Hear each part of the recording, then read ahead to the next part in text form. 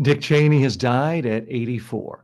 Was he the most powerful vice president in modern history or the author of America's longest lasting mistake?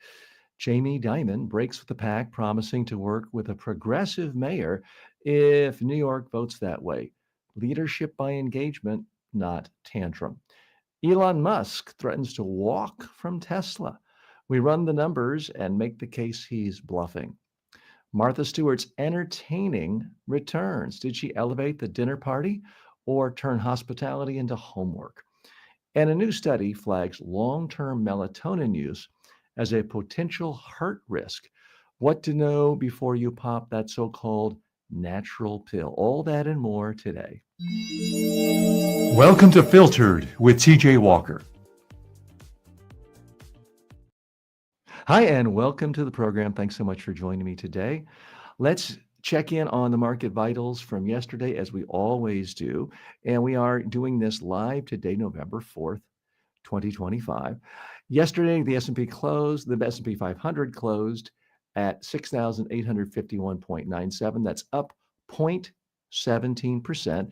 The NASDAQ composite closed at 23,834.72, up 0.46%. Always keep in mind the long term. To my knowledge, we're really the only business show in the world that does stress the long term on a daily basis. The long term, the S&P 500 is up 7.47% per year over the last quarter century. The NASDAQ 100 is up 9.73% per year for the last quarter of a century. So please keep that in mind. Okay, we got a lot of fun today, a lot of big stories to cover. So buckle up and let's dive in. Okay, first story, Dick Cheney's legacy in full. Okay, Dick Cheney's power and price. Dick Cheney has died at age 84. According to the New York Times, he was the most powerful vice president in modern history, shaping the Bush administration's response to 9/11, the war in Iraq, tax cuts, and an expansive view of presidential power. He was also a Washington lifer who started far from polished. He flunked out of Yale, then got not one, but two drunk driving arrests before turning his life around at the University of Wyoming. In 2003, selling the Iraq invasion, Cheney said, quote, "We will in fact be greeted as liberators," a line that came to define both his confidence and his blind spots. In recent years, he broke with his party over Donald Trump and even backed Kamala Harris for president. He was a consequential figure, strategic, relentless, polarizing, whose choices still echo through U.S. law, foreign policy, and politics. Okay, Dick Cheney has passed. What's the real message of Dick Cheney passing? He will be remembered as perhaps the most powerful vice president ever, in part because he was relied on so much by the detached, aloof president he served. He's going to go down in history with a very mixed record. Wrong on a lot of wars, but right on Trump. Let's dig a little deeper. To me, he's a fascinating character at many levels. On the one hand, he is a testament to the American spirit of reinvention. He flunked out of Yale his freshman year. Now, for most people, that's a derailment of a career into being an assistant manager at a local car dealership. Okay, he had other privileges behind him. He had a good family name from his state, but still, flunking out of college is not usually what you think of and saying, wow, no, that person's going to be a heartbeat away from the presidency. He didn't let it stop him. Apparently, he really liked to drink. Now, if you look at the statistics about people who get even one drunk driving citation, quite often it means they drive drunk frequently. But someone who got two drunk driving arrests in a very short period of time, it pretty much means they're drinking like a fish every night. He overcame that, to his credit. So someone with that record at a very young man's age, flunking out of college, and then by the time he was in his early 30s, he was the chief of staff to the president of the United States. That's still remarkable. I also find it remarkable in that, in my own view, he was not a compelling public speaker.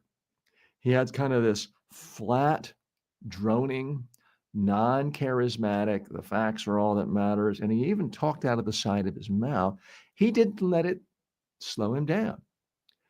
Uh, in a time when so many people put a premium on Hollywood good looks, Ronald Reagan had his perfect head of hair. Dick Cheney didn't let it bother him that he, at a very young age, not old like me, but at a very young age, lost most of his hair and was bald. He still ran for public office. He ran for Congress. He served in the cabinet in the first Bush administration. He was the vice president for the second Bush administration. He thought about running for president. Here's the other thing's fascinating to me. He lived to the age of 84, which isn't that remarkable in this modern day, except for the fact this guy started having heart attacks in his 30s. I mean, this guy seemed like he was constantly having heart attacks. He had kind of a Mr. Magoo quality to him. He'd be out hunting with friends and shoot a friend in the face. And somehow he got away with it. Now, I say he got away with it. By the end of his career in office, he had extraordinarily negative ratings. In fact, he even went to George W. Bush and said, look, I understand I might be a drag on the ticket. I'm going to offer to take myself off the ticket. You can pick a new, fresh face to be your vice president. And George W. Bush was loyal. He said, no, I like you. You're my friend. I rely on you. I rely on your judgment. I'm running for re-election with you on the ticket. So he did. He won. He served 8 years as vice president. Now, he is going to go down in history as a guy who was instrumental in getting us into wars. The quote that defined the war in Iraq, we will in fact be greeted as liberators, didn't quite turn out that way. Well, let's be honest. Let's be candid. Didn't turn out that way at all. And many foreign policy analysts from center, left, and even right consider his judgment to be seriously flawed, and how he was able to egg on President Bush into getting into wars where really there was no clear-cut chance of victory and not a clear strategic rationale. He was also someone known for backing enhanced interrogation. That's just code for, yeah, we can torture you until you tell us what we want. Most people consider that unethical and really ultimately not very effective, because people will start saying anything to get you to stop torturing them, even if it's not true. He was involved with other scandals, Scooter Libby, the hunting accident I mentioned. But here's what is interesting to me and to a lot of people. Later on in life, he grew to absolutely detest the modern turn of the Republican Party. In 2016, he was not a fan at all of Trump, never became a fan of Trump. His own daughter took what was his previous congressional seat from the state of Wyoming and became an outspoken opponent of Donald Trump. Now, before you say, well, she was just a rhino, a Republican in name only, or she was a closet liberal in the Republican Party, it's simply not true. No matter how you slice, dice, analyze her voting record, she was a rock rib Republican. And yet she consistently spoke the truth of where she felt Donald Trump was not a part of the conservative tradition, not a part of the Republican tradition, indeed not a part of even the American tradition. And because of it, she was hounded out of the party, hounded out of her seat, and harassed and threatened ever since. So I do think any fair-minded observer will say, even if you disagree with the Cheneys on a lot of things, as I do and many people do, you can say, well, at least they did have the integrity of standing up for what they believe in.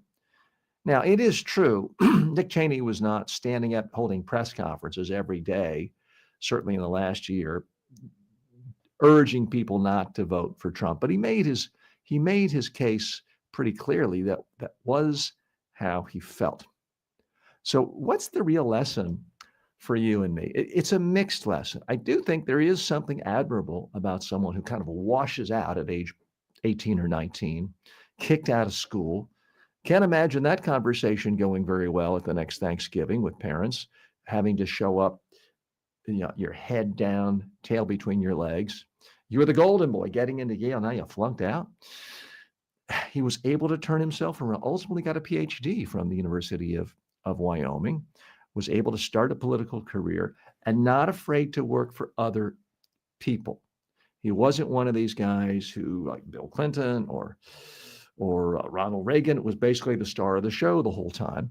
He was someone who was okay being a staffer and became, as I mentioned, the youngest chief of staff in the history of the White House when he became the chief of staff for Gerald Ford and was able to play the inside game and develop relationships that worked for him for a lifetime.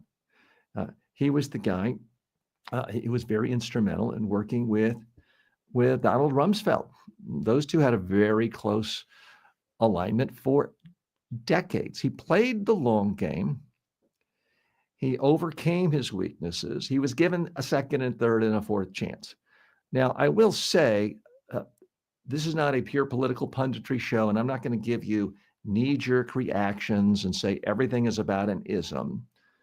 But I do think it's valid to point out, a lot of people would say, okay, this only works for a white man in America. Only a white man can flunk out of school, get multiple drunk driving citations, and still end up chief of staff at age 34, still get elected to Congress easily, be someone who's not really a good speaker, never have held a major office, and then just be picked vice president. Now, that wouldn't happen to a typical woman in politics or a minority. There's an argument to be made that that's true, that I do think has some validity. So he did kind of benefit from an affirmative action program. The affirmative action program also benefited George W. Bush, who had his own drinking and drug problems based on all sorts of credible evidence. They got second and third chances. My point is not to pick on the white man who gets a second and third chance. My point really, and I think the point of others who are centrist, left of center, is we should give more people the benefit of the doubt. More people should have second and third chances. Okay, let's look at some more facts about the former vice president's legacy, who did just pass away today. He ran the 1991 Gulf War endgame as Secretary of Defense. He helped expel Iraq from Kuwait with a swift coalition campaign.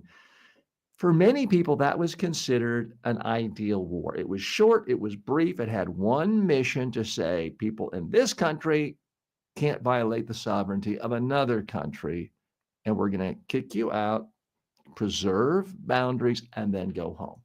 So he got a lot of positive press for that, accolades, which I would argue is well deserved. Now, as vice president, he stood up as a hard-edged post-9/11 security posture and toppled the Taliban regime in Afghanistan's opening phase. So there were some successes, but did it cause more problems in the long run? Did it cause more resentment against the United States in the long run? He's also someone who was able to bridge this gap between public service and doing really well in the corporate world. It's not so rare these days, especially if you can just create your own meme coin and become a billionaire. But back in the day, when he was getting involved in politics, 60s, 70s, 80s, it was rare. He was able to go from a high-level government official to being the CEO of Halliburton. That's where he made his tremendous wealth. He made tens and tens and tens of millions of dollars of wealth, which these days, that seems like something Elon Musk would leave in a tip jar, but was considered big money, certainly back in the 80s, 90s, and 2000s. And he was able to do that revolving door quite effectively. Was that good for the country?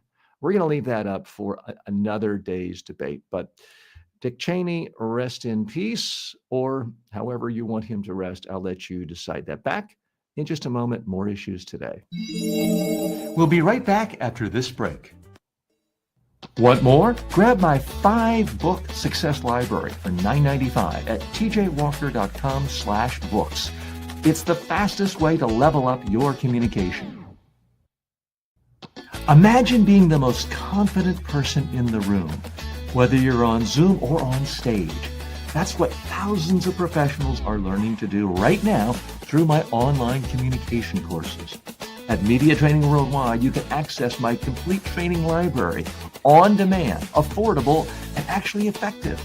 Whether you're preparing for media interviews, client presentations, or TED-style talks, I've got you covered. Check it out, MediaTrainingWorldwide.com. You'll never wing it again. Jamie Dimon's pragmatic play.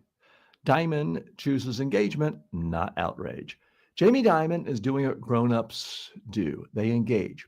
According to Fortune, the JP Morgan Chase CEO says if progressive Zoran Mandani wins the New York mayor's race, quote, if he becomes mayor, I will call him and offer my help. Now, he's also blunt, calling Mandani's platform more Marxist than socialist, but refuses the performative flounce some executives threaten. He's not saying, I'm going to move to Florida. Dimon has led JP Morgan since 2006. That's almost 20 years. And according to Forbes, he is a billionaire many times over. Yet his posture isn't panic, it's stewardship. He told Fortune he helps governors, mayors, presidents, whoever's in power. And when asked about the economy, he recently told the BBC he's far more worried than others, putting recession risk around 30% in the next 2 years. Now, you can debate his politics, but the message is clear. Leadership means showing up, not walking out, especially when the city you love is on the line. Okay, what's the real message here?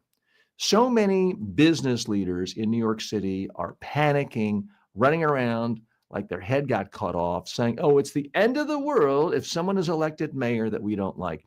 Jamie Dimon shows class and credibility when he says the first thing he's going to do is call and offer to help. Maybe there's a reason why he's been CEO of one of the world's largest banks for nearly 20 years. Let's dig a little bit deeper here. So if you don't like Zoran Mandani, who is up for election today and is predicted to win, that's okay. Nothing wrong with that. I myself have never voted for someone who's a democratic socialist. I get uncomfortable with the socialist label because, yeah, it could be like Copenhagen, which is a great place where there's a democratic socialistic policies, but it could be like Castro. I don't want to live in Cuba. So I understand people's nervousness about it. But this idea that there's an election, and if somebody is elected that I don't like, I'm going to leave the state, that's just being a big baby. And Jamie Dimon shows he's not a baby. When everyone else goes for the cheap, easy headline grabbing attention, saying, oh my gosh, if this socialist wins, we're all doomed and we all have to move to Florida. Well, I live here in Florida. I can tell you, most of the people who have that attitude already left 4 or 5 years ago. Okay. So if you want to come here, you can, but don't kid yourself. It's delusional to think that any mayor, your candidate, an opponent's candidate, can change reality so quickly. May I remind you, friends, that the mayor of New York City cannot just impose a 30% income tax on people living in the city. Can't do it. The mayor of New York City cannot just say, all right, anyone who works outside of New York City or lives outside of New York City and commutes to New York City, we're going to have a commuting tax of $10,000. He can't do it. The mayor of New York City cannot simply go to the 10 largest developers who own tens of thousands of apartment units and socialize those units and say, bye-bye, boys, I now own it, and I'm going to let everybody live here for free. If we had that strong of a mayoral position, okay, maybe you should worry, but we don't. Power in America is diffuse. Power in New York City is diffuse. The New York City mayor has to deal with the governor and the state legislature and all sorts of boards and the city council and the president of the city council and the borough presidents. The number one power the mayor of New York City has, frankly, is the power of the bully pulpit, the ability to speak and be heard by millions. But what that really means is he doesn't have any power if he can't persuade people to do what he wants. Well, if you really believe in democracy, you should embrace this idea of, okay, change should come from persuasion, not just one person all of a sudden deciding, I get all the power, I get to do whatever I want. Now, I made this prediction yesterday on this program, I'll make it again, that regardless of who the next mayor is of New York City is not going to dramatically change that much in the next year or even 2 years. And I certainly don't think it's going to get dramatically worse because of other factors involved. Just in general, regardless of who's mayor, crime rate, violent crime rate, has been going down for 30 years, other than a blip up during the COVID crisis. So it's also extremely attractive as a tourist destination. I don't really see that changing. Of course, if our airports can't open up because we have no federal government air traffic controllers, then all bets are off. But I well remember, and I was not living in New York City at the time, and full disclosure, I did live in the New York City area for about 25 years and directly in the New York City limits for close to 18 years.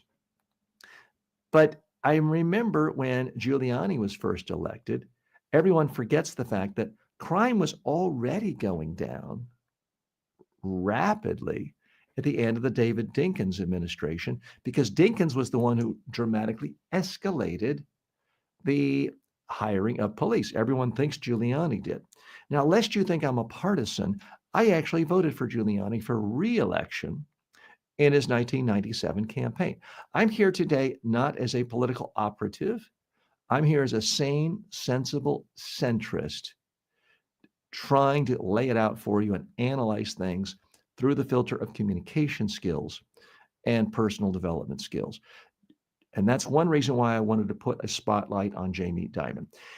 It would have been much easier for him to get on CNBC, and for that matter, Fox Business News, if he had just said, this is a crisis if a socialist is elected mayor of New York City, and we could all perish, and this bank is going to have to move from Manhattan to Boca Raton, Florida.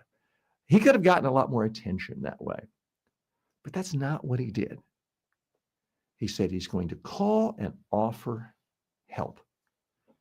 Well, that's not going to make him a very popular podcaster if he wants to quit and become a podcaster, but I don't think he wants to do that. He seems to enjoy running a bank. He is seen by many as the elder statesman of the banking community, certainly being CEO for going on 20 years. It'll be his 20-year anniversary in 2006, or in 2026. He assumed the position in 2006. He's worth nearly $3 billion. He doesn't need to work. Not going to affect him, regardless of who's made. He can go out and buy islands, do whatever he wants. He's there in the trenches every day, showing up, trying to build bridges with people across the political spectrum. Maybe, just maybe, we need more of that in America today and around the world. More to come in just a moment. We'll be right back after this break. Want to advertise here? You better be legit. No crypto, no junk food, no supplements. Go to tjwalker.com/advertise. Most people can't afford a full-time coach. And even if you could, good luck finding one who's available when you need them. That's why I created the TJ Walker AI clone. It's built on my 40-plus years of real-world coaching and training. You get my exact advice, style, and frameworks instantly. Ask it how to handle a tough question. Get feedback on your elevator pitch. Rehearse your next big talk. This is the next generation of communication coaching. It's smarter than an app, more personal than a course, and always ready. Start using it today at tjwalker.ai. You'll wonder how you ever did without it.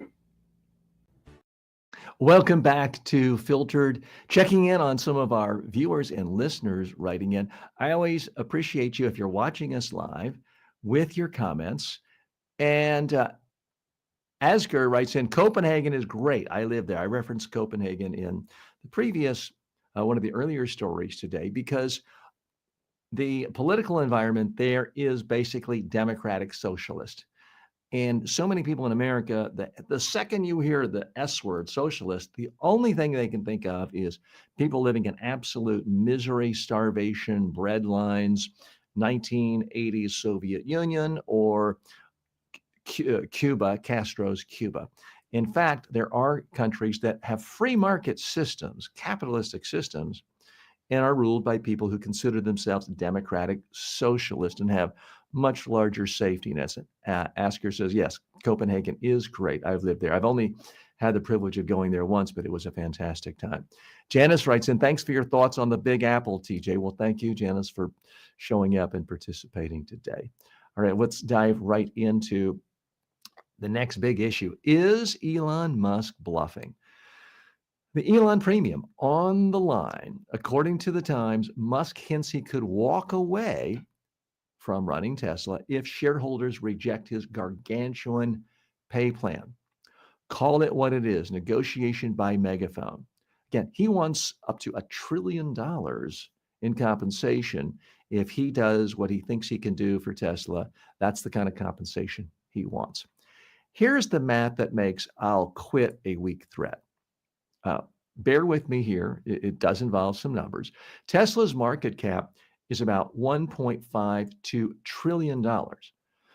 Huge company. Musk owns roughly 13 to 15% of Tesla, about 410 million plus shares, putting his current stake near $200 to $230 billion. Now, Tesla's trailing 12-month net income is about $5.08 billion. If investors valued Tesla like a normal car company at roughly 8.5 to 10 times earnings, Tesla would be worth $43 to $50 billion, not $1.52 trillion. That implies a valuation drop of roughly $1.47 trillion if Musk were to leave and they had a conventional CEO. Now, Musk's loss on his stake would be around $189 to $226 billion, far more than any single pay package from another company could replace. So the Elon premium cuts both ways. It enriches him when it exists, and it devastates him if he leaves. That's why this sounds like a bluff. So what's the real message here? Prediction: Elon Musk is bluffing if he says he's going to walk without the $1 trillion pay package. Yes, he is valuable to Tesla, but without him, his own pocketbook gets a massive, massive couple $100 billion hit. He can't afford to walk away. Let's dig a little bit deeper here. So should people be billionaires? Bernie Sanders says no. I say yes. If you're going to take massive, massive risk, and Elon Musk has, and if you're going to come up with a vision and get thousands, hundreds of thousands, in some cases, millions of people working on a joint effort, I have no problem with you becoming wealthy. But at some point, the idea of being a publicly traded company and having a so-called independent board and having a compensation committee should not mean just giving a rubber stamp to anything a charismatic leader asks for. It just seems too much. And I can understand him wanting more power. He seems to relish the idea of being the richest man in the world. And if this happens, he would further cement his reputation as likely to be the richest man in the world. maybe for a long, long time. But I just think so many people don't realize how much of a premium Tesla gets because Elon Musk is the CEO. His idea of, oh, don't look over here at our numbers on car sales. Look at my big vision of how we are going to have robots controlling the whole world. And look at my big vision as to how we're going to have millions of autonomous cars doing everything everywhere. Look at that. You can't necessarily do that if you bring in a typical MBA CEO who is bland and boring, which, let's face it, most CEOs who aren't the founders fit that model a lot more. So that's why I think, and I'm not the only observer to point this out. Other commentators like Scott Galloway points out correctly that the the best thing in the world for a Tesla is Elon Musk, but the worst thing in the world for Tesla is Elon Musk. If they lose him, it could be a balloon deflating. And the same goes true for Elon Musk. The best thing in the world for him is Tesla, because the biggest chunk of his net worth. Now he'd still be rich without Tesla, presumably, but it is the biggest chunk of his net worth. So the worst thing in the world for him is if Tesla suddenly loses its charismatic CEO, where everyone is given a massive, massive premium. So again, if Tesla were simply valued the way other car companies with similar earnings are valued, it would still be a significant company. I mean, no one's saying it's irrelevant, but it would be valued between $43 and $50 billion, not $1.5 trillion. To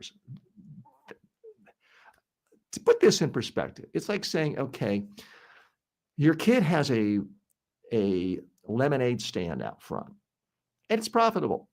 They sell 10 cups of lemonade a day at $2. And so the revenues are $20, and let's say the costs are $5 for lemons and sugar. And saying, okay, we're now going to value that lemonade stand at $1 million. Well, that would be crazy. You're assuming your kid is going to expand and take over the whole neighborhood, the whole state, and be selling gazillions of gallons of lemonade every day. That's essentially what has happened to Tesla. It may turn out to be true. We will see. Elon Musk, a colorful character and fascinating to me in the sense that by traditional metrics, he's an awkward speaker. Lots of summer. He stammers. He seems nervous. Many commentators have pointed out that he looks almost like a twitchy child on the spectrum, which he says in the past, his words, that he's on. He speaks too quickly. Sometimes he speaks in a clipped way. He can be hard to understand sometimes. So by most conventional metrics, he's not a great speaker. However, I would argue that he is the most compelling storyteller in the history of finance, in the history of the corporate world. He is able to tell a story, whether it is for Tesla, whether it's for SpaceX, whether it's for digging tunnels. He's able to tell stories that makes investors think, wow, I really believe this story. I want to be a part of this story. So my real message to you is fine, polish your public speaking skills. I mean, that's what I do for a living, is I teach people like you how to be better public speakers. But realize the most important part of speaking to really enhance your career is having a compelling story that people say to themselves, I want to be a part of that. This person is seeing the future, and I think they're painting a picture that's credible, interesting, rewarding, and I want to be a part of that. If you can speak and tell stories like that, people will forgive you for saying and us and repeating words and twitching or having a blackout. They will forgive all that if you can tell a compelling story about the future. So I say all the time in all of my classes, yes, we want to eliminate verbal tics and ums and uhs. Yes, have good vocabulary. Don't mispronounce. All those things are a little bit important, but really the most important thing is having a compelling story, whether you want to be a billionaire or get your first job out of high school. Filtered is brought to you by the following. You don't need a new degree. You don't need another expensive coach. You need the right communication habits, and I'll teach them to you in just a few minutes a day. At MediaTrainingWorldwide.com, I've created the most comprehensive library of online communication and personal development courses anywhere. You'll learn public speaking, media training, persuasion, executive presence, and more. These are the same methods I've taught to world leaders, but now they're affordable and accessible to everyone. You can start for free and upgrade anytime. Go now to MediaTrainingWorldwide.com. Confidence isn't a personality trait, it's a skill and it's trainable. Most people can't afford a full-time coach, and even if you could, good luck finding one who's available when you need them. That's why I created the TJ Walker AI clone. It's built on my 40-plus years of real-world coaching and training. You get my exact advice, style, and frameworks instantly. Ask it how to handle a tough question, get feedback on your elevator pitch, rehearse your next big talk. This is the next generation of communication coaching. It's smarter than an app, more personal than a course, and always ready. Start using it today at tjwalker.ai. You'll wonder how you ever did without it. Welcome back. Issue 4, Martha Stewart's Dinner Party Revolution. Martha Stewart, Beauty, Pressure, and a Million Copies Later. Martha Stewart didn't just teach America to host. She turned entertaining into a culture and a business. According to the Times, her first book, Entertaining, from 1982, is being reissued, pushing total copies in print to 1 million. The lavish photos, the color palettes, the maximalist "you can do it" ethos. This was the blueprint for the modern lifestyle influencer. Stewart, now 84 years old, owns it all. I was the original trad wife and more organized, she says. The book inspired careers and consumer habits, but it also sparked backlash for perfectionism and privilege. As Allison Roman put it, I've always been allergic to the word entertaining. Stewart's reply hasn't changed. The object is to get people to try. Love it or roll your eyes, the reissue proves her influence endures. From farmhouse chic to Snoop Dogg collaborations to a Sports Illustrated cover, Stewart transformed the dinner party and the expectations that come with it. Okay, what's the real message here? Martha Stewart is back and she never went away. It's the 40th anniversary or 43rd anniversary of her book, Entertaining. She's on the front page of the New York Times and every other major media outlet. This woman knows how to influence. She's the original influencer. She is getting better and better every day. And I think we're going to see her for another decade or so. Let's go a little bit deeper here. I am not someone who is that into cooking, I'll be honest with you. And decorating flowers is not really my thing. Okay. But I have to tell you, I am absolutely fascinated by Martha Stewart, her career, her ability to use her skills, her talents into every single medium and to understand exactly what her strengths. Now, a lot of people don't know or didn't remember way back in the early 60s when I was not just born, she was already a beauty queen and a model. But she realized correctly that, hey, every guy's looking at me now and checking me out. But when I'm 22, there's going to be attractive 19-year-olds, and you can't compete with that forever. I got to do something else. So she segued into being a stockbroker and doing well on Wall Street. And she did that well for many years.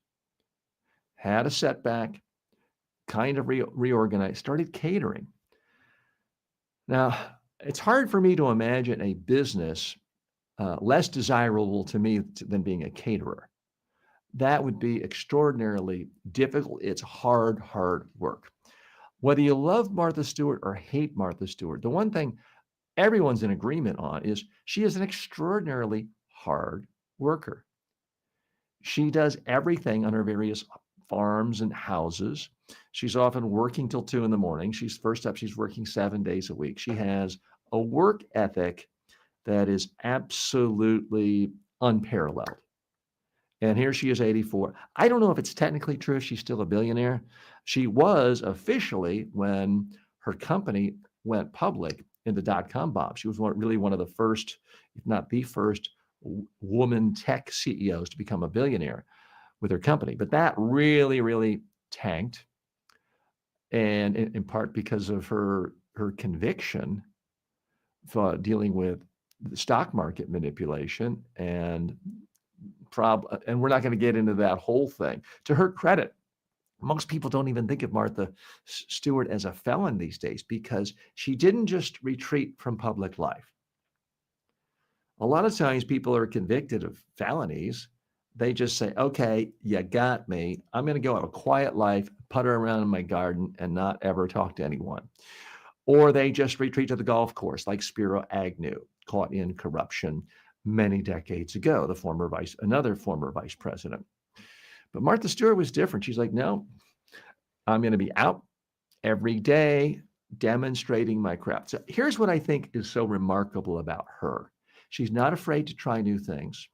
She's not afraid to be pretty good at something. She's not, by her own administration, she is not the world's best chef, but she does cook. She's not the world's best gardener, but she does garden. What she did so well, and I think is a good roadmap for you and me, is she took differing things and combined them in a new way that made her unique. She said, I'm going to take the concept of entertaining at home, cooking, decorating, gardening, and put it in this umbrella of living. Martha Stewart Living became her brand. And Martha Stewart, Living Omni Media was really the name of her company. And she created an empire. Magazines, TV shows, radio shows, public appearances, cable TV, broadcast TV, public TV, websites. She is the ultimate content machine. Now, do her TV shows get canceled? Yes. Do some books do better than others? Yeah. Is every single book a #1 US or New York Times bestseller?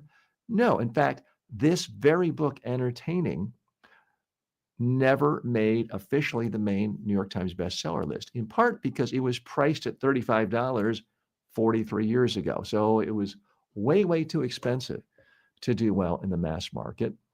But it really cemented her image and created a brand for her. The other thing about her is she's not really technically a fantastic speaker. She says ums and uhs a lot. She doesn't let it bother her. She just keeps on speaking, keeps on doing TV shows, keeps on doing video shows, video content for web. She continues to collaborate. Now, when you're doing a daily talk show, you have celebrity guests, which she did well, but she continues to morph and evolve, and she's not afraid to make a fool of herself. Most 84-year-olds, if you said, hey, would you like to pose in a bathing suit on the cover of Sports Illustrated, they'd say, my God, that's the last thing I'd want to do. That's crazy. I'd be too embarrassed. She's like, nope, I'll do it. Now, whether you consider that abhorrent shamelessness or just supreme self-confidence, I'll let you decide that. I do think there's something supremely admirable about what she's done. Now, not everything is admirable. By all accounts, she had been a licensed stockbroker, so she knew the rules about getting inside information, trying to make sales based on insider information to beat the market. She knew that was wrong. She did it. And by all accounts, she was never willing to really admit it during her court issues. where she ultimately served time. So is she ruthlessly ambitious to the point of not willing to follow the law? Yeah, that's not what I'm saying should be emulated or admired. It's a part of her record, but it should only be part of her record. Let's go through some of her career highlights. So she did the book in 82, huge success, really brought her international fame. And then she was able to start Martha Stewart Living magazine in 1990. That became a huge thing. She built her Martha Stewart Living Omni Media. It went public in 1999. That was the absolute sort of peak of the dot-com bubble. And she was everywhere. I well remember that. And so she was officially a billionaire then. She hosted a daytime show, Martha Stewart Living, since the 1990s. That went on a long time. She then, that got canned. She then started Martha Stewart, the Martha Stewart Show, that went into syndication until the mid 2000s. She created Martha Stewart Living Radio, a whole radio network, 24/7 lifestyle channel. And she created, the other thing she did that was fast is creating this product line in Kmart, because other celebrities had attempted to do their fashions, their brands, if they were a couture designer, and they would sometimes partner with someone like Penny, a down market, and it would destroy their reputation. They would be laughed at. It was seen as not a good fit. She was able to partner with Kmart and not get the taint of Kmart being so low end. She pulled it off, was able to put her name on every kind of garbage can, towel, silverware, branding deals. She was really a master of that before all the so-called new influencers today mastered that art. She expanded through Macy's. I mean, there was a time you couldn't walk through Macy's without seeing her face everywhere. She spun off certain verticals like Martha Stewart Wedding, Everyday Food. These were more magazines. And she was constantly reinventing herself, going on VH1 with Martha and Snoop's potluck dinner party. She knew that so much of success is always being new, being interesting, and combinations in ways that people don't normally think about. People had not been used to thinking of your decorating as a part of your entertainment life, your cooking as a part of your. She bridged that together by connecting herself with Snoop Dogg, someone that most people would say that's the most opposite of personality. She was seen as very upper class, prim, proper, Connecticut, wealthy white woman where everything is elegant. And Snoop Dogg, let's face it, did not have that reputation or image. She was able to really connect with him and bring in new viewers and get exposed to his fans. He's expanded to her fans. She moved into streaming with Martha Knows Best on HGTV and Discovery. She's on Roku with Martha Cooks, Martha Gardens, which, by the way, hello to our friends watching the show today on Roku. Filter with TJ Walker is now on Roku sets as a part of Pod TV. So if you are watching on Roku or Amazon Fire, thank you so much for joining us today. It's our first week on Roku and Amazon Fire. She built very durable YouTube channels. She's on Instagram. She's on TikTok. She continues to create home kitchen lines. She's everywhere. And so I have a confession to make. If I see any kind of documentary or book about Martha Stewart, I am gobbling it up. And it's not because I'm looking for more tips on how to be a better entertainer, although I do like to entertain. I do think she has been not perfect, but brilliant in her media career and her creator career and her sense of she's going to be her own company. In the past, so many people said, well, I'm going to be a host for this network. When they fire me, my career's over.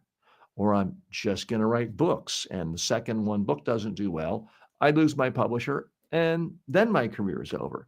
Martha realized, no, if I'm constantly working every day and constantly creating content and things of value to people every day in every medium, in every format, and with relationships with not only every media company, but every consumer brand company, I can never be fired, even if I go to prison. And she was and is proven 100% correct. More stories in a moment. Filtered is brought to you by the following. You don't need a new degree. You don't need another expensive coach. You need the right communication habits, and I'll teach them to you in just a few minutes a day. At MediaTrainingWorldwide.com, I've created the most comprehensive library of online communication and personal development courses anywhere. You'll learn public speaking, media training, persuasion, executive presence, and more. These are the same methods I've taught to world leaders, but now they're affordable and accessible to everyone. You can start for free and upgrade anytime. Go now to MediaTrainingWorldwide.com. Confidence isn't a personality trait, it's a skill, and it's trainable. Welcome back to Filtered. I'm your host, TJ Walker. Melatonin's red flag.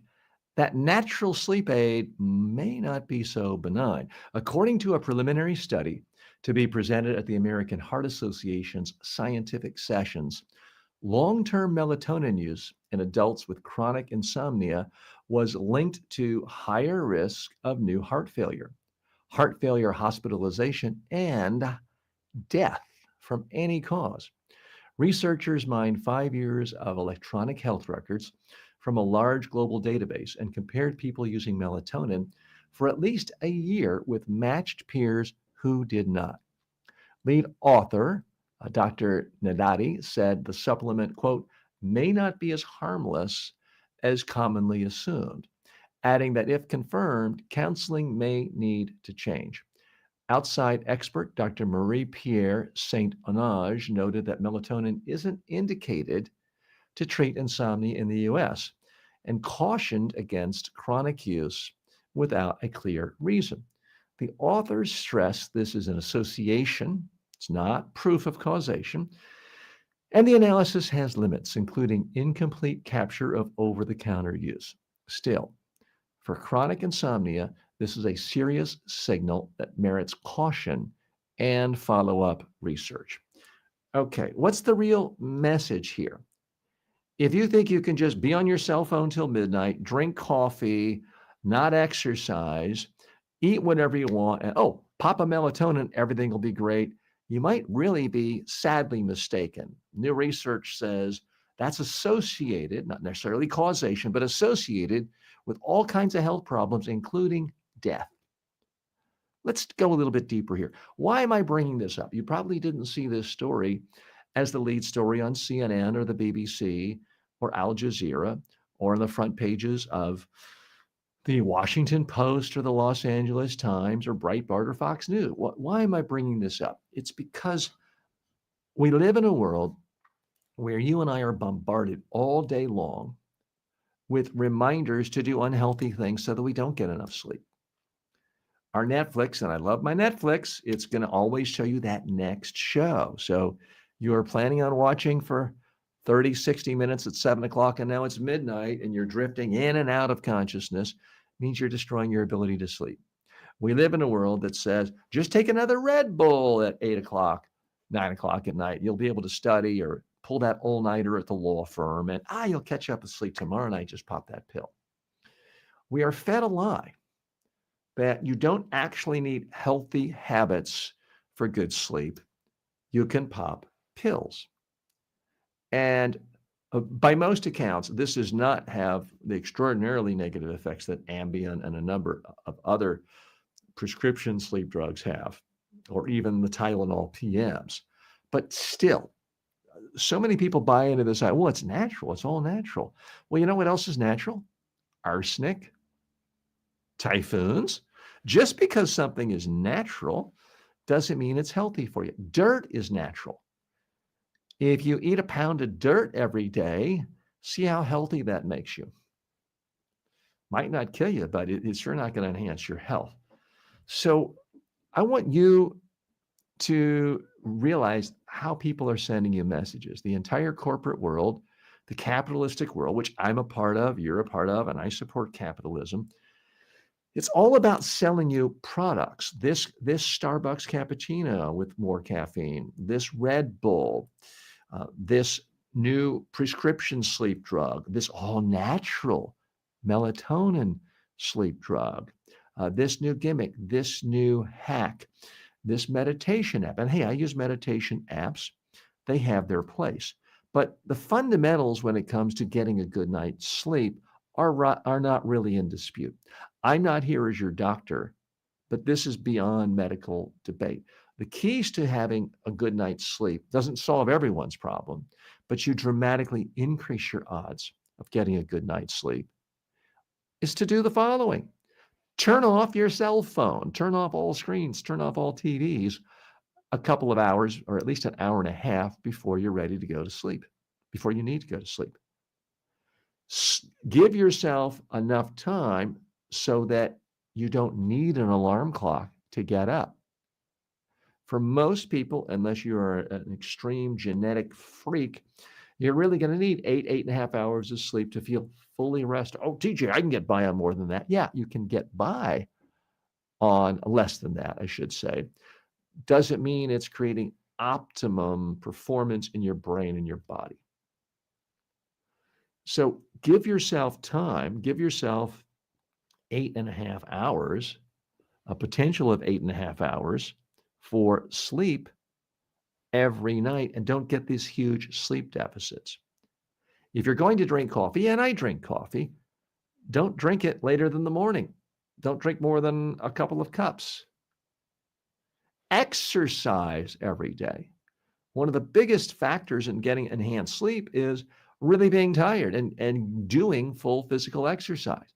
It doesn't mean you have to run a marathon every day, but getting some form of exercise on a regular basis, eating actual real unprocessed food that doesn't have tons of sugar and caffeine added into it secretly and all the sugar and that makes it tasty. So these are things that will actually make you sleep better.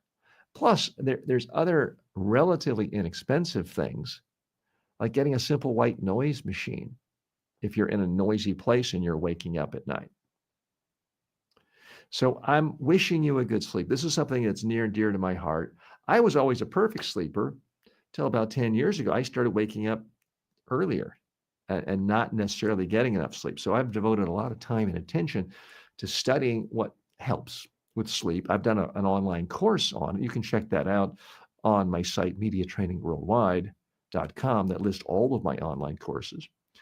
But if you really want to have good health, good thinking capacity, be more creative, have better relationships with human beings, be more successful in life, the starting point, I do believe, is getting a great night's sleep. It is routinely under prioritized in our culture. And we live in this culture, well, grind. Oh, I pulled another all-nighter. Oh, I got to the office at 5:30. Everyone else got in at 6 a.m. Aren't I great? We live in a culture that denigrates good sleep. Yeah, you don't see race car drivers sitting around bragging about, oh, I put the lowest quality gas in my car. Oh, I mixed water with my gasoline for that last race. You don't see people bragging about that. It's crazy to be bragging about how you are harming your body's ability to get what it really needs for optimum performance, which is sleep. So again, I'm not your doctor. I'm not telling you never take melatonin, but please at least read some of the research and surveys about the long-term associations with bad health, even death, with people who are using melatonin on a regular basis. As far as I know, as far as what I've seen, the long-term negative associations of people who get 8.5 hours sleep at night, who don't take any pills, but do it through proper diet and exercise, the negative effects for those people are nothing. There's nothing bad that can happen.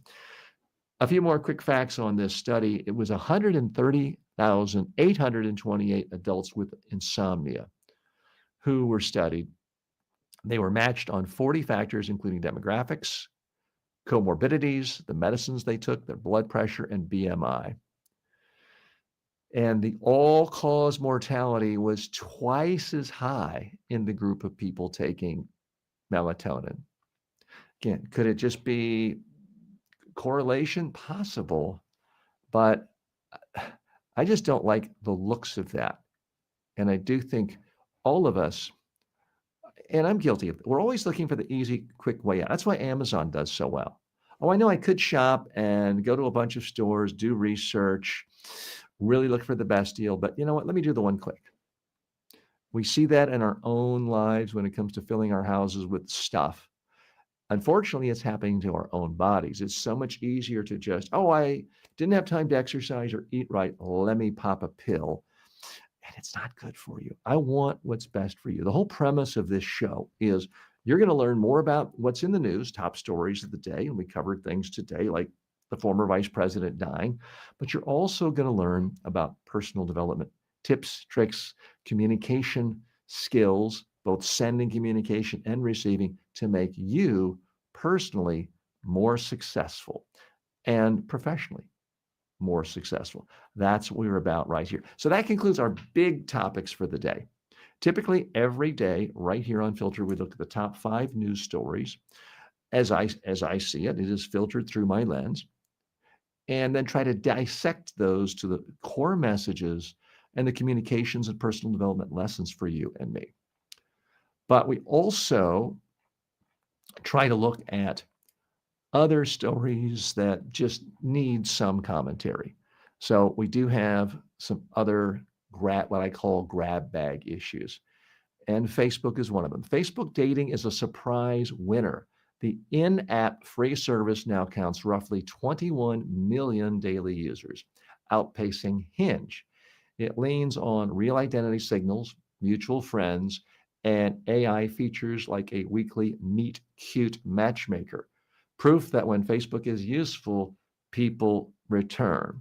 Okay, I'm not going to get into the whole debate whether Facebook is the worst company ever, completely tearing apart our society and responsible for so much anger in our politics and our culture. We're going to leave that for another day. This is another example of them using their huge, huge market clout to take over space. I do think from an antitrust problem, it is a problem when Facebook is allowed to take over WhatsApp, take over Instagram. It stifles innovation. Are they going to put out of business the Match.coms through this? Well, they're a long way away from that, but it does warrant monitoring it. The concern I would have, frankly, is Facebook has a real track record of saying, hey, of course, we're going to respect your privacy. We're just here to help you connect. And then before you know it, they're selling off your data to some of the worst corporations in the world who are trying to manipulate you. Again, I haven't been in the dating scene in a long time. I've never used this app. So I'm looking at this through the eyes of others.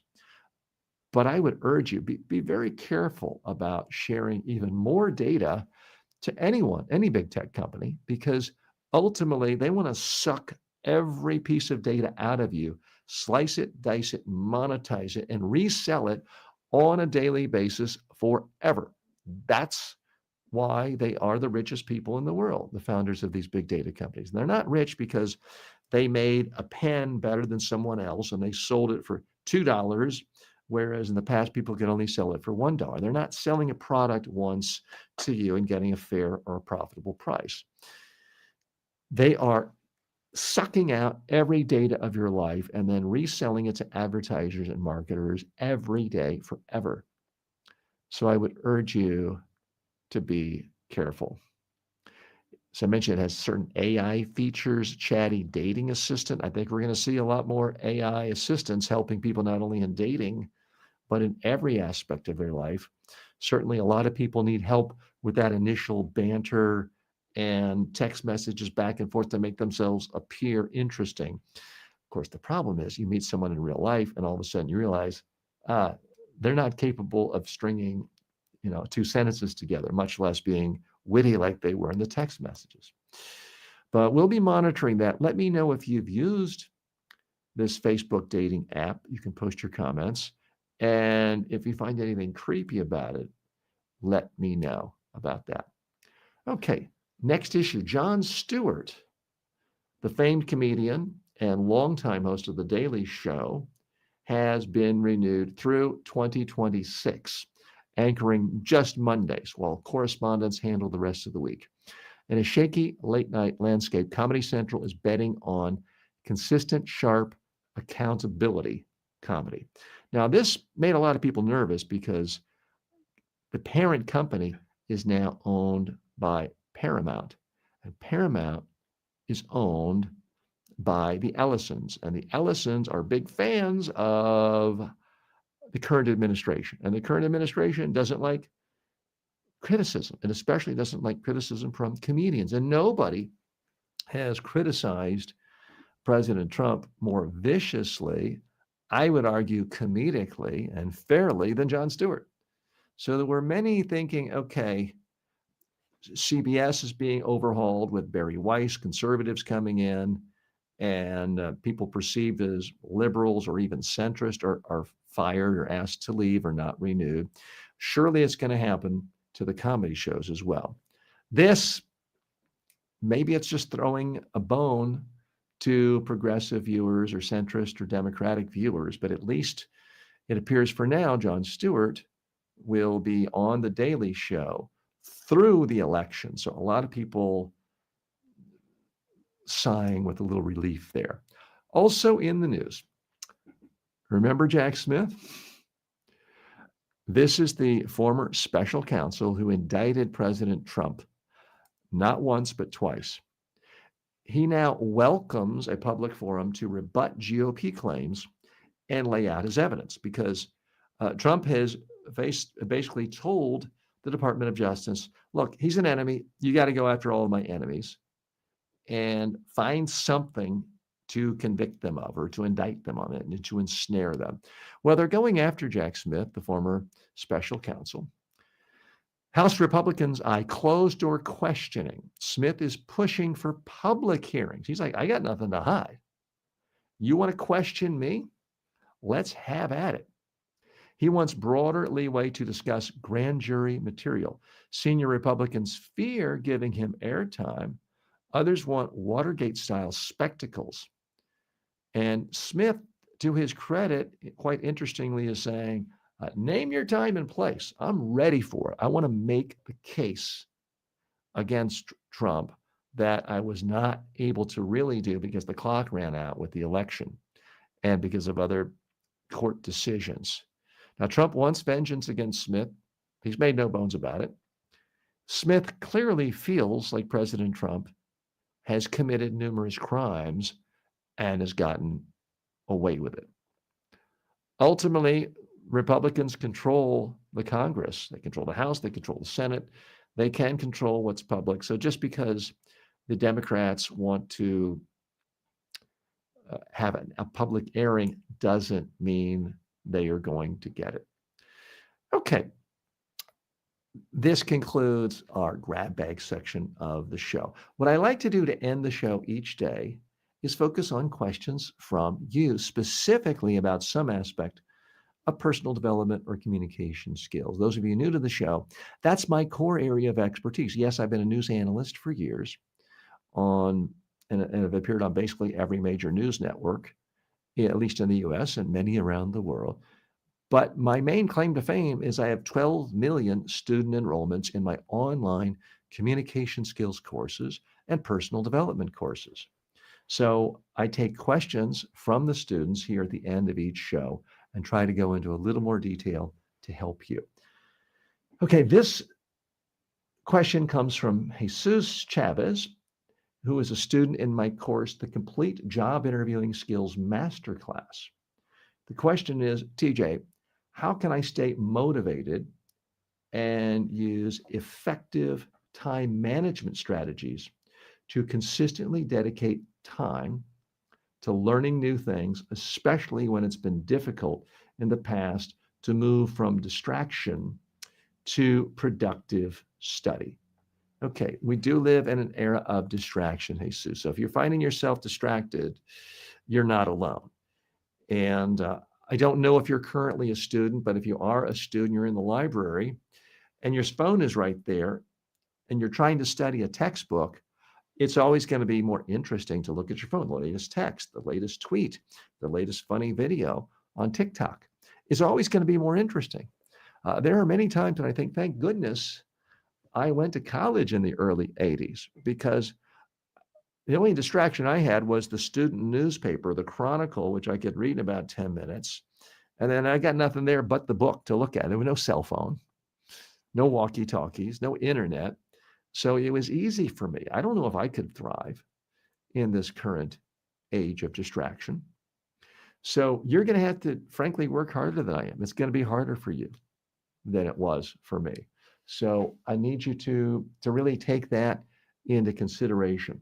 The first thing you need to do for effective time management, I believe, is block out certain amounts of time where you're going to do just one thing. And put it on your calendar, put it on your Google Calendar if you use that, or any calendar, and just say to yourself, okay, from 9 a.m. to 10 a.m., I'm going to study physics. I'm going to be in the library, or I'm going to be in my dorm or home, and I'm going to sit in front of this, and I'm literally going to turn my phone off. Now, I realize I lost some of you in that. TJ, that's crazy. I would never turn my phone off. Okay, you do you, but I'm telling you, that's the most effective way to do an in-depth, focused anything and to avoid distraction. Literally turn your phone off. Focus on one thing. We hear all this talk about, oh, you got to be a good multitasker these days. Everyone's No, human beings are horrible at multitasking. You need to not multitask. You need to focus on doing one thing at a time. Do that well. Look at that one thing, and you will do much, much better. Let me make sure I answered all the nuances of the question. So you want to consistently dedicate more time to learn new things. Again, put it on your calendar. One of the things I do every single morning at breakfast with my daughter is I learn a new word of the day. Now you may say, well, TJ, that's kind of silly. Are you trying to show off with a fancy vocabulary? No, I'm trying to condition my brain to learn that, hey, brain, you still learn new stuff every day. So we go to the word of the day thing. It's something we do every single day. I don't have to think about whether I'm going to do it. I know while I'm eating breakfast, and my daughter and I, after we finish playing strands and Wordle, we do the word of the day. Put it on your calendar. Also, put on your calendar specific goal. I mean, I have a goal of reading at least 1 hour per day. And I know typically for me, it's the last hour of the day. I'm going to be reading my Kindle, a book, typically starting at 8 p.m., 8 to 9 p.m. So I know at a minimum, I'm going to learn a bunch of new ideas. If you just say, oh, let me go with the flow, especially if you're a college kid, there's always going to be a game to go to, a party to go to, a bull session with friends. And you need some of that in college, believe me, but you need to put things on a calendar. That is the way to avoid distraction and allow you to study more. And also, know yourself. If you absolutely love playing Frisbee outside, don't sit in the library next to the window where you can see everybody playing Frisbee outside. Go to a dark place where there are no windows in the back of the library. If noise bothers you, get some noise canceling headphones so you can study, even if it's just hearing other people have conversations around you. Figure out how to avoid distractions, and that will help you really focus more so you can learn more. And also, it relates to our last big story of the day.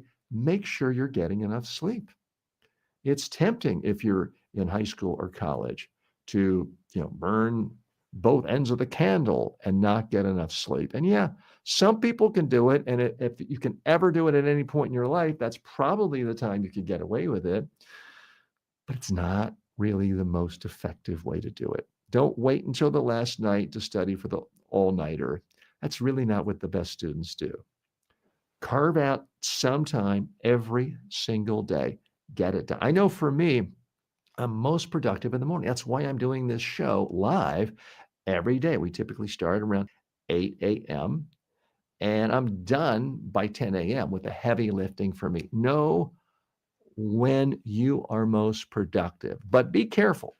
So many people delude themselves into, oh, I'm a night owl. I'm a night owl. Well, maybe you're a night owl because you've been drinking Red Bull and you're watching, crazy, wild, funny TV shows. And yeah, you do like to party, but that doesn't necessarily mean that's the optimum time for your brain to be reading new information, studying new information, trying to process new ideas. It very well may be first thing in the morning after you've had a good night's sleep. One thing I would recommend to you is don't schedule an early morning class if you're going to have to use an alarm to get up. Now, one of the beauties of, I guess, the traditional American, I would say middle to upper middle class college experience is you've got a lot of time. I understand that's not the reality for tens of millions of Americans these days who are going to school and working full time and have family and responsibilities. I realize not everyone is 18 years old and has nothing on their agenda, no work, no nothing but going to school. But still, there are millions of college kids who do fit that dynamic. Use it to your advantage. Don't sign up for an 8 a.m. or a 9 a.m. class if you know you're not going to bed till 2 in the morning. You're just not going to have your brain in a situation where you're processing information fully at its maximum effectiveness.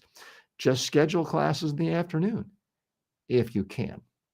Figure out what it's going to take for you to get a good night's sleep. And I would urge you, you probably couldn't do it in high school because high schools are not geared for this.